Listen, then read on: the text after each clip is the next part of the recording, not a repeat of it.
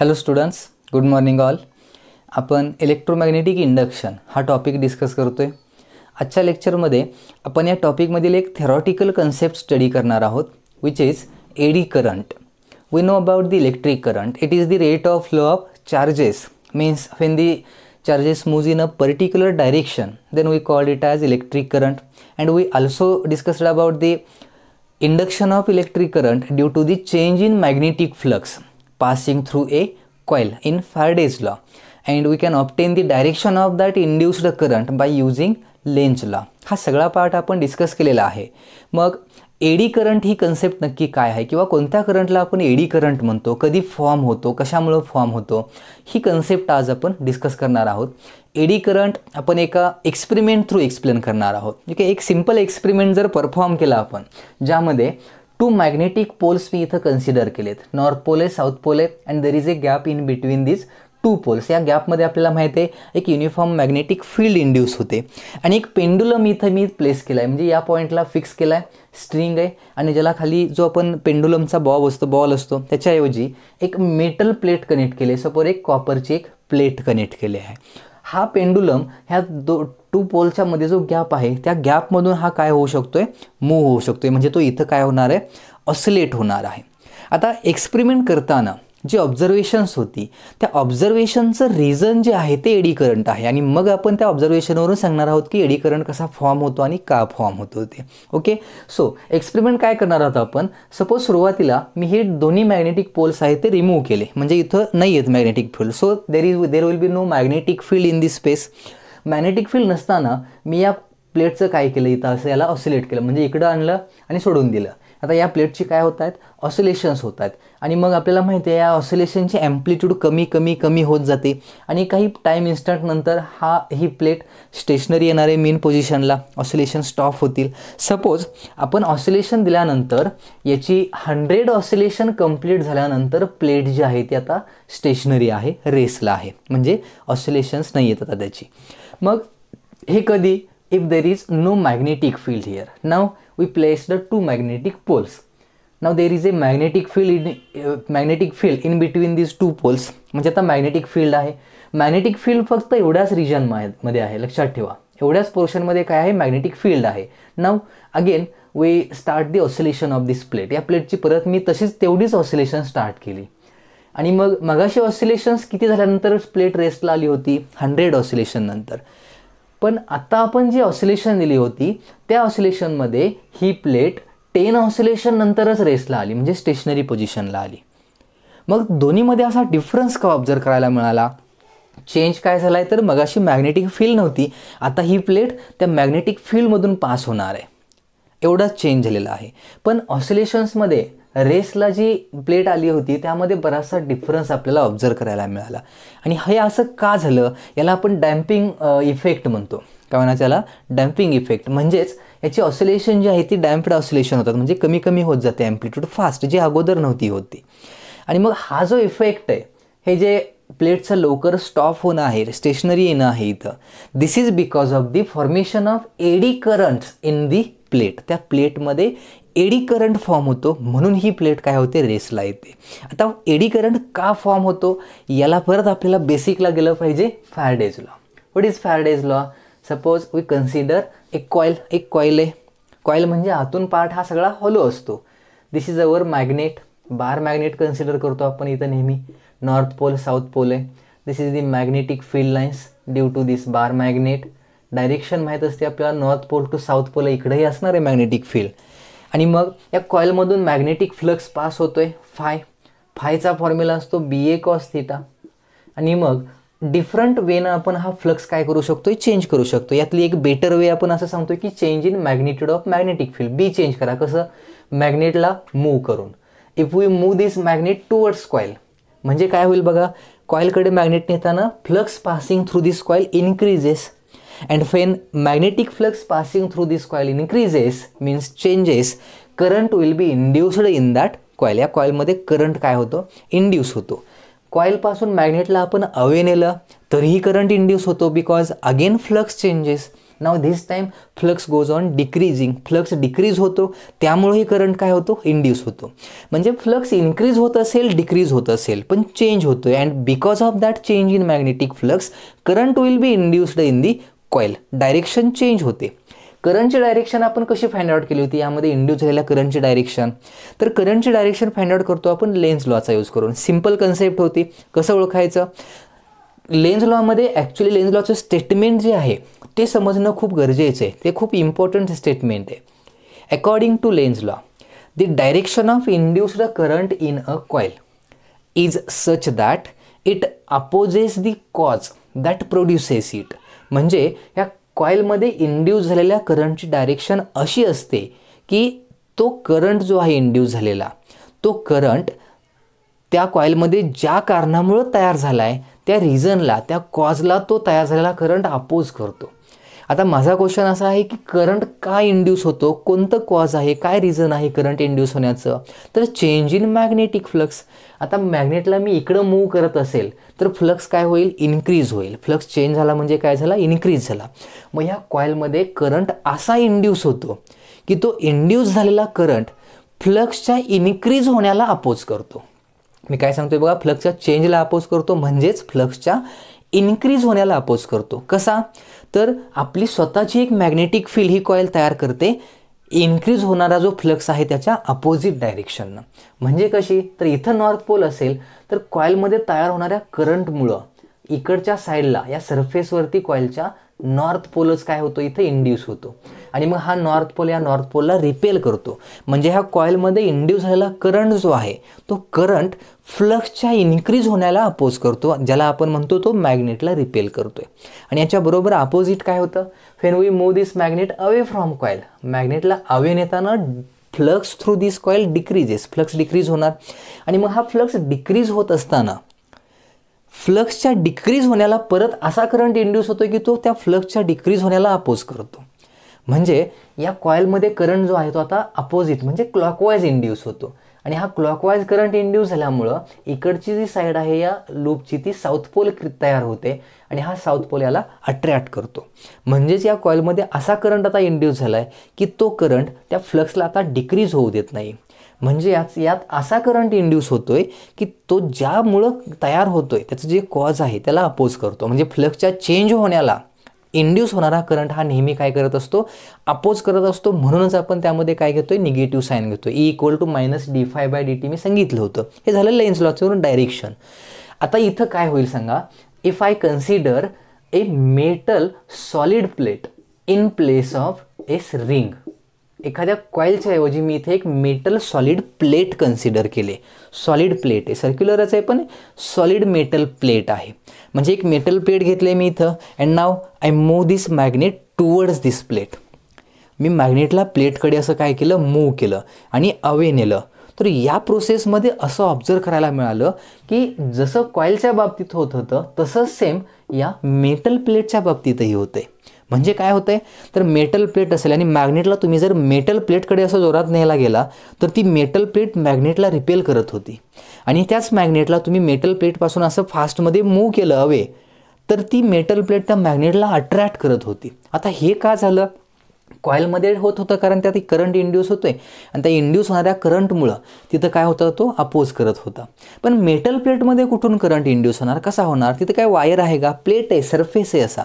मग त्याच्यात कसा करंट इंड्यूस होणार, तर त्या मेटल प्लेटमध्ये म्हणजे आपण जर मॅग्नेटिक फ्लक्स, आता इथंही तेच कंडिशन आहे, flux passing through this plate increases. When we move magnet towards the plate then the flux passing through that plate increases. Flux change झाला and according to Faraday's law change in magnetic flux induces current in current. पण तो current कॉईलमध्ये induce होतो, वायरमध्ये हे माहिती आहे. मग प्लेटमध्ये करंट कसा इंड्यूस होणार, तर प्लेटमध्ये सुद्धा करंट इंड्यूस होतो because it is a metallic plate and metallic plate has electrons, free electrons. Metal प्लेटमध्ये काय असतात, फ्री इलेक्ट्रॉन्स असतात. म्हणजे ॲक्च्युली काय होतं बघा, suppose this is our metal plate, एक मेटल प्लेट हीच आहे, मी इकडची साईड फ्रंट साईडनं दाखवतोय, ओके. आणि मग आपण मॅग्नेटला इकडं असं मूव्ह करत असताना flux passing through this plate increases. या प्लेटमधून पास होणारा फ्लक्स काय होतोय, आता इन्क्रीज होतोय. And because of that change in flux, flux change होतोय म्हणजे ॲक्च्युली हे बी चेंज होते. बी काय होतंय, चेंज होते. या मेटल प्लेटमध्ये ऑलरेडी फ्री इलेक्ट्रॉन्स होते, कंडक्टिंग असल्यामुळे आपल्याला माहिती आहे याच्यामध्ये large number of free electrons असतात. आणि मग इथं ही जी मॅग्नेटिक फील्ड आहे, ह्या मॅग्नेटची मॅग्नेटिक फील्ड ह्या इलेक्ट्रॉन्सवरती फोर्स अप्लाय करते and that force will be QV sine theta. हा फोर्सचा फॉर्म्युला माहिती आहे. इथं QV आणि थीटा कॉन्स्टंट जरी कन्सिडर केलं तरी बी चेंज होते, कारण मॅग्नेट असा इकडं मूव्ह केला की या फोर्सची व्हॅल्यू बी चेंज होते, म्हणजे बी इन्क्रीज होईल, फोर्सची व्हॅल्यू चेंज होईल. Change in force produces acceleration. एखाद्या पार्टिकलवरचा फोर्स चेंज झाला, इन्क्रीज झाला, इथं इन्क्रीज होणार आहे, मग ॲक्सेलरेट होणार पार्टिकल्स, म्हणजे हे इलेक्ट्रॉन जे आहेत ते काय होतात, ॲक्सेलरेट होतात. आणि सगळे इलेक्ट्रॉन्स एका पर्टिक्युलर डायरेक्शननं ॲक्सेलरेट होतात. आणि जर चार्जेस एका पर्टिक्युलर डायरेक्शननं ॲक्सेलरेट झाले, फ्लो झाले, तर त्याला काय म्हणतो आपण, करंट. मग इथंही तयार होतो, पण इथं वायर नाही फ्लो व्हायला, मग ते कसे फ्लो होतील, तर हे जे इलेक्ट्रॉन्स आहेत या वायरमधले, these electrons starts flowing like a whirlpool.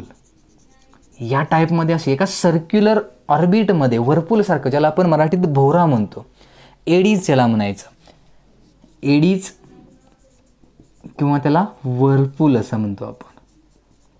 मराठीत आपण याला भोवरा म्हणतो. पाण्यामध्ये जसं तो वर्पूल एडीज तयार होतात, भोवरा तयार होतो, तशा टाईपमध्ये हे जे प्लेटमधले इलेक्ट्रॉन्स आहेत हे असे गोल गोल फिरायला सुरू होतात. कशामुळं, because of the change in force, accelerate होतात ते, असे गोल गोल गोल काय होतात, फिरायला सुरू होतात. आणि मग हाच फ्लक्स चेंज झाला आहे, मॅग्नेटला टुवर्ड्स प्लेट मूव्ह केलं म्हणजेच फ्लक्स काय होतो, इन्क्रीज होतोय. आणि त्या चेंज इन फ्लक्समुळं हे इलेक्ट्रॉन्स जे आहेत प्लेटमधले ते असे सर्क्युलर ऑर्बिटमध्ये भोवऱ्यासारखं काय होतात, रोटेट व्हायला सुरू होतात. पण यांची डायरेक्शन एका पर्टिक्युलर ऑर्बिटमध्ये असते आणि मग ते एका डायरेक्शननं फ्लो होत असेल तर त्याला काय म्हणतो आपण, करंट. आणि म्हणून आपण इथं यांच्या ह्या ज्या वर्पूलसारख्या भोवऱ्यासारख्या मोशनमुळं जो करंट इंड्यूस होतो त्या करंटला आपण म्हणतोय एडी करंट. त्या करंटला काय म्हणणार आहे आपण इथं, एडी करंट झालं. आता सपोज मॅग्नेटला आपण टुवर्ड्स प्लेट मूव्ह करत असताना याच्यामध्ये इंड्यूस झालेला जो करंट आहे, म्हणजे हे जे इलेक्ट्रॉन्स आहेत ते अँटी क्लॉकवाईज डायरेक्शननं काय होत होते, इथं रोटेट होत होते. म्हणजे यांची डायरेक्शन जी होती ती कशी होती, अँटी क्लॉकवाईज डायरेक्शन होती. Now when we move magnet away from coil, magnet या प्लेटपासून मॅग्नेटला अवे नेत असताना आता फ्लक्स काय होईल, डिक्रीज होईल. Flux passing through this plate decreases. आणि प्लेटपासून मॅग्नेट अवे नेत असताना याच्यात हा जो एडीज तयार झाल्या होत्या, म्हणजे हा जो एडी करंट इंड्यूस झाला होता, याची डायरेक्शन परत काय झाली, चेंज झाली, आणि जी आता क्लॉकवाईज होती.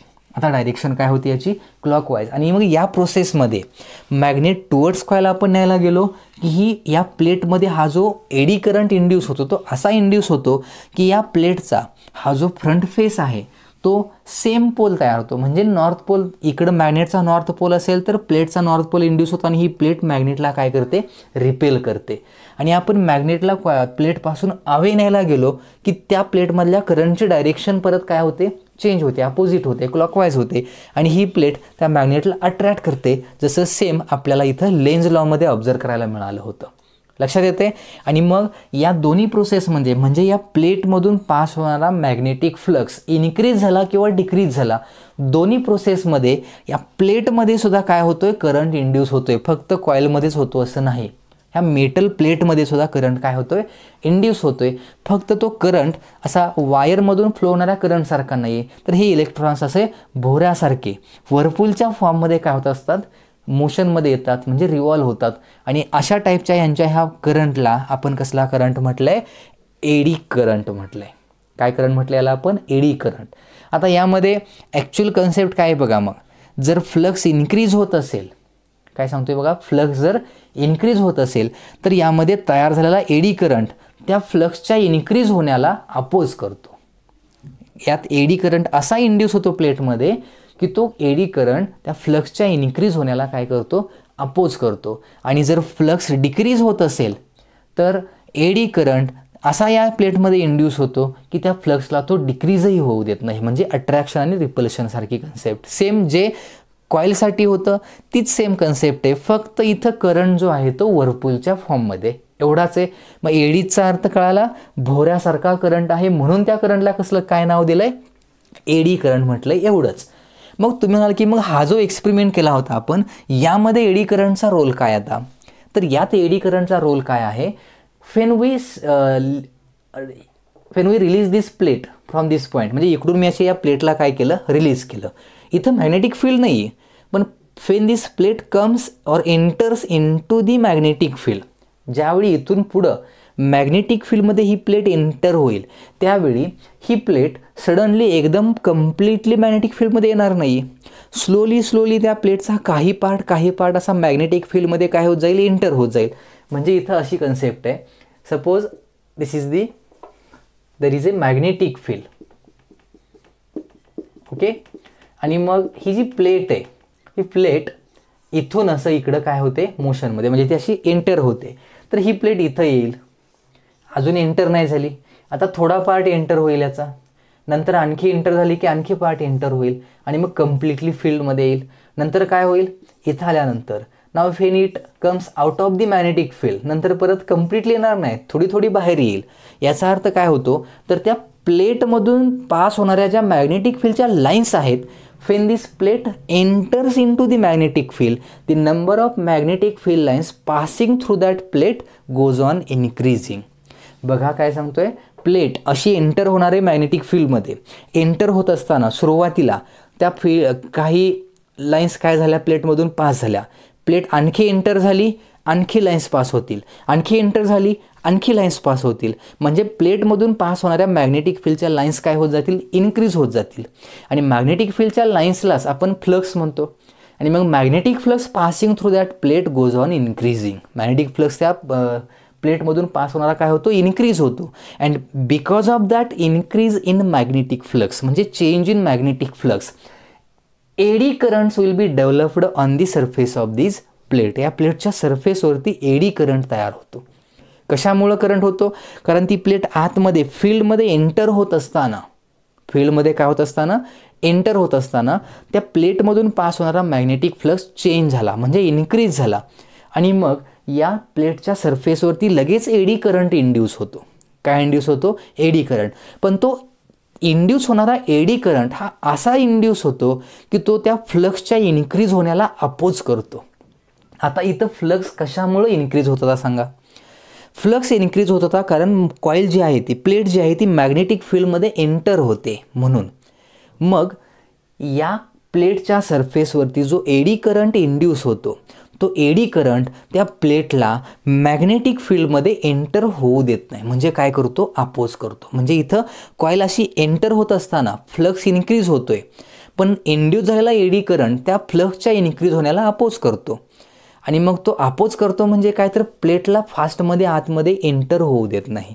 पण तरीही प्लेट आतमध्ये येणारच आहे जबरदस्तीनं. मग ती मॅग्नेटिक फील्डमध्ये येईल. आता दुसऱ्या एंडला काय होणार, ती कॉईल, ती प्लेट मॅग्नेटिक फील्डमधून आता बाहेर येईल. म्हणजे आता ह्या प्लेटमधून पास होणाऱ्या मॅग्नेटिक फील्डच्या लाईन्स डिक्रीज होत जातील जशी ही प्लेट काय होईल, फील्डमधून बाहेर येईल.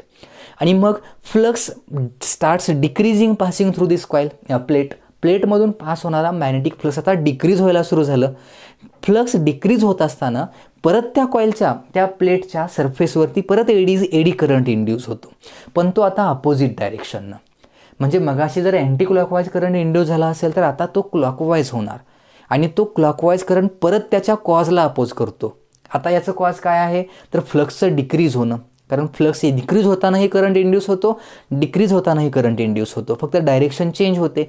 आणि मग आता जो करंट प्लेट मॅग्नेटिक फील्डमधून बाहेर येत असताना त्या प्लेटच्या सरफेसवरती आता जो एडी करंट इंड्यूस झाला आहे, तो करंट आता फ्लक्सच्या डिक्रीज होण्याला अपोज करतो. म्हणजे तो फ्लक्सला डिक्रीज होऊ देत नाही. फ्लक्स डिक्रीज का होतोय, कारण प्लेट त्या फील्डमधून बाहेर येते. मग हा अपोज करणार म्हणजे काय करणार, त्या प्लेटला फील्डमधून बाहेर जाऊ देणार नाही. म्हणजे काय करणार, अट्रॅक्ट. सेम वे नाही, इथं मॅग्नेट टुवर्ड्स कॉईल आणताना कॉईल त्याला रिपेल करते, अवे नेताना कॉईल त्याला अट्रॅक्ट करते. सेम तसं ही प्लेट फील्डमध्ये एंटर होत असताना त्याला रिपल्शन होतं आणि हीच प्लेट फील्डमधून बाहेर जात असताना त्या प्लेटला काय होतं, अट्रॅक्शन. कशामुळं, because of the formation of eddy currents on the surface of that प्लेटच्या सरफेसवरती कुठला करंट इंड्यूस होण्यामुळं, एडी करंट इंड्यूस होण्यामुळं त्या प्लेटच्या मोशनला काय होतो, अपोज होतो. आणि मग हे प्रत्येक वेळी होणार आहे.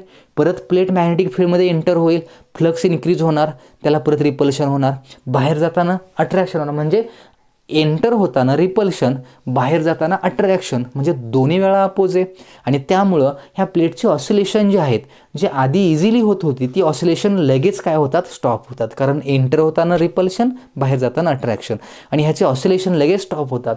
म्हणून जी प्लेट 100 ऑसिलेशन नंतर स्टेशनरी येत होती तीच प्लेट आता मॅग्नेटिक फील्डमध्ये 10 ऑसिलेशनमध्येच नंतर लगेच काय होते, रेस्टला होते, because of the formation of eddy current on the surface of that plate. लक्षात आलं? याला डॅम्पिंग इफेक्ट म्हणायचं. थिअरॉटिकल कन्सेप्ट आहे, थेअरीसाठी तर महत्त्वाचे आहेच. इतर काही कन्सेप्ट क्वेश्चनमध्ये आपल्याला याला यूज करावं लागू शकतं. व्यवस्थित लक्षात ठेवा. याची काही ॲप्लिकेशन्सही आहेत. ॲप्लिकेशन म्हणजे तुम्हाला की काय ॲप्लिकेशन असतील तर मेटल प्लेट, सपोज एक आयर्न प्लेट आहे. आता आपल्याला माहिती आहे, we know that iron has very large resistance. Iron मटेरियलला रेजिस्टन्स कसा असतो, लार्ज असतो.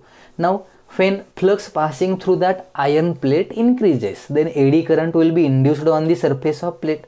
प्लेटच्या सरफेसवरती एडी करंट काय होतो, इंड्यूस होतो. पण आयर्न प्लेट आहे, सपोज एक प्लेट आहे आयर्न प्लेट. या आयर्न प्लेटमधून पास होणारा जो फ्लक्स आहे तो फ्लक्स मी काय केला, इन्क्रीज केला मॅग्नेटला असं मूव्ह करून. तर या प्लेटच्या सरफेसवरती असा एडी करंट इंड्यूस झाला. प्लेटच्या सरफेसवरती काय इंड्यूस झाला, eddy current. But iron has very large resistance. आयर्नच्या प्लेटमध्ये रेजिस्टन्स लार्ज आहे. आणि रेजिस्टन्स म्हणजे काय, it is the opposition to the flow of current. करंटच्या फ्लोला अपोज होतो. आणि जेवढा जास्त अपोज असेल तेवढी जास्त हीट इंड्यूस होते. काय इंड्यूस होते, हीट. आणि मग ही हीट इंड्यूस होण्यामुळं या प्लेटमध्ये हीट इंड्यूस होईल, प्लेट गरम होईल. आणि मग मी सपोज स्ट्रॉंग मॅग्नेट यूज केला, एक खूपच स्ट्रॉंग मॅग्नेट यूज केला, आणि याला प्लेटमधून पास होणारा फ्लक्स मी चेंज केला, फास्टमध्ये मूव्ह करून मॅग्नेटला फ्लक्स काय केला, चेंज केला. तर तेवढा लार्ज करंट इंड्यूस होईल. जेवढा तुम्ही फ्लक्स फास्ट किंवा स्ट्रॉंगली चेंज कराल तेवढा लार्ज अमाऊंटमध्ये करंट काय होणार, इंड्यूस होणार. तेवढा जास्त रेजिस्टन्स असणार आहे, तेवढी जास्त हीट इंड्यूस होते. आणि मग ही जर प्रोसेस आपण लार्ज स्केलवरती केली तर यामध्ये एवढी लार्ज हीट इंड्यूस होते की ही जी मेटल प्लेट आहे ती मेल्ट होते. काय होते, मेल्ट. मोठ्या मोठ्या इंडस्ट्रीजमध्ये याला इंडक्शन फर्नेस असं म्हणतात. काय म्हणायचं याला, इंडक्शन फर्नेस. मी ॲप्लिकेशन सांगतोय कशाची, एडी करंटचे ॲप्लिकेशन. इंडक्शन फर्नेस, फर्नेस म्हणजे भट्टी ज्याला म्हणतो आपण. हे फर्नेस असं असतं की ज्यामध्ये हे स्क्रॅप जे असतं, लोखंड पत्रा जे गोळा करतात ना, हे स्क्रॅप मेल्ट करून त्याला रिप्रोडक्शनमध्ये यूज करण्यासाठी. हे कसं मेल्ट करायचं, तर ही इझी मेथड आहे. तुम्हाला इथं एक्सटर्नल हीटरची गरज नसते. काय केलं जातं, मोठ्या कंटेनरमध्ये हे सगळं स्क्रॅप टाकायचं. सरफेस असतो त्याला मेटॅलिक असतात ते. आणि मग यांना स्ट्रॉंग इलेक्ट्रोमॅग्नेटच्या मध्ये प्लेस केलेलं असतं. स्ट्रॉंगली इलेक्ट्रोमॅग्नेट असतात. आणि मग त्या इलेक्ट्रोमॅग्नेटचा यूज करून त्या मॅग्नेट्समधून पास होणारा इलेक्ट्रोमॅग्नेटमधून पास होणारा करंट चेंज करून मॅग्नेटिक फील्डची मॅग्निट्यूड चेंज केली जाते फास्टमध्ये. आणि मग त्या बीच्या चेंज होण्यामुळं फ्लक्स चेंज होतो. आणि फ्लक्स चेंज झाला की त्या स्क्रॅपच्या म्हणजे त्या प्लेट ज्या असतात मेटल प्लेट त्यांच्या सरफेसवरती एडी करंट इंड्यूस होतात. आणि एडी करंट इंड्यूस झाल्यामुळे त्यांच्यात हीट तयार होते. कारण शक्यतो आपण काय कॉपर वगैरे तिथं नाही टाकणार, ज्याचा रेजिस्टन्स थोडा कमी असेल. आयर्नच असतं मॅक्झिमम, ज्याचा रेजिस्टन्स लार्ज आहे. त्यामुळे जास्त हीट तयार होते आणि हीट वाढत जाते. आणि ते स्क्रॅप आहे जे काय होतं, मेल्ट होतं, ज्याला काय म्हणतो आपण, इंडक्शन फर्नेस. नंतर या कन्सेप्टचा यूज इलेक्ट्रिक ब्रेक्समध्येही केलेला असतात. मॅग्नेटिक ब्रेक्स किंवा इलेक्ट्रिक ब्रेक म्हणतो आपण. ट्रेनमध्ये मॅक्झिमम हे ब्रेक्स असतात. ट्रेनचे जे व्हील असतात, तुम्ही बघितलं असेल ट्रेनचे व्हील हे मेटॅलिक असतात.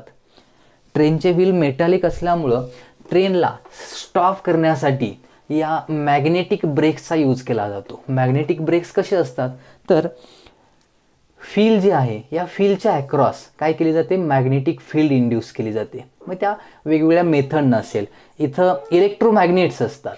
काय यूज केली जाते, इथं इलेक्ट्रोमॅग्नेट्स असतात असे. आणि मग इलेक्ट्रोमॅग्नेटमुळं काय होते, अशी मॅग्नेटिक फील्ड तयार होते. म्हणजे ही प्लेट ॲक्च्युली अशी प्लेट आहे, म्हणजे फील आहे आपलं तर. आणि मग हे इलेक्ट्रोमॅग्नेटची मॅग्नेटिक फील्ड जी आहे ती या फील्डच्या अक्रॉस म्हणजे त्या प्लेटमधून पास होत असते. मग हे ऑफ आहे, मग प्लेटमधून काय फील्ड जाणार नाही. पण ज्यावेळी आपल्याला ब्रेक दाबायचा आहे त्यावेळी आपल्याला या कॉईलमधून पास होणारा करंट ऑन केला आणि तो जर चेंज केला तर ही मॅग्नेटिक फील्ड जी आहे या फील्डमधून पास होणारी ती काय होते, चेंज होते. म्हणजे फ्लक्स चेंज होतो. आणि या फील्डच्या सरफेसवरती काय होतं तयार, एडी करंट. फक्त तो स्मॉल अमाऊंटमध्ये असतो. आणि मग तो एडी करंट इंड्यूस झाल्यामुळं करंट असा इंड्यूस होतो की तो फ्लक्सच्या चेंजला अपोज करतो. जसं इथं प्लेट एंटर होताना त्याला ती अपोज करते, मॅग्नेटिक फील्ड त्या प्लेटला अपोज करते, प्लेट बाहेर जाताना त्याला अट्रॅक्शन होतं. त्याच टाईपमध्ये या फील्डला म्हणजे फ्लक्सच्या चेंजला नेहमी अपोज होतो आणि मग त्याची रोटेशन स्टॉप होतात, जे अपोजिशन होतं. किंवा याचा यूज आपण डेड बीट गॅल्व्हॅनोमीटर म्हणून कन्सेप्ट आहे, म्हणजे ज्यामध्ये गॅल्व्हॅनोमीटरची निडल बघा तुम्ही, करंट ऑफ केला की ती झिरोला येताना एक्झॅक्टली झिरोला थांबत नाही, तर ती इकडे थोडी आपोआप होते, जरी ऑफ असला तरीसुद्धा. का तर त्याची ती बीट्स आहे ती आपोआप होऊ शकतात. ती होऊ नयेत म्हणून गॅल्व्हॅनोमीटरच्या स्ट्रक्चरच असं आहे की ती कॉईल जी असते त्याला एका ॲल्युमिनियम फ्रेमवरती आपण वाउंड करतो आणि ती ॲल्युमिनियम फ्रेम 2 मॅग्नेटिक पोलच्या मध्येच असते. आणि मग ती कॉईल रोटेट झाली की त्यातून पास होणारा फ्लक्स चेंज होतो आणि त्या ॲल्युमिनियम फ्रेमच्या सरफेसवरती एडी करंट इंड्यूस होतो. तो असा होतो की त्याच्या चेंजला अपोज करतो, म्हणजे त्याला ते हलू देत नाही. म्हणजे त्याची जी बीट्स असतात, निडलचं उगाच डिफ्लेक्शन होणं ते कमी होतं. त्याला डेड बीट गॅल्व्हॅनोमीटर असं म्हणतो आपण. याचे ॲप्लिकेशन असतील भरपूर, जास्त काही लिहिण्याची गरज नाही. थेरीमध्ये फक्त व्हॉट इज एडी करंट 2 मार्क्ससाठी विचारला जाऊ शकतो. कन्सेप्ट माहीत असावी म्हणून मी तुम्हाला ही डिटेलमध्ये एक्सप्लेन केले. व्यवस्थित वाचा, थेरीमध्ये दिलेली आहे. व्हिडिओ ऐकून तुम्हाला समजलीही असेल व्यवस्थित.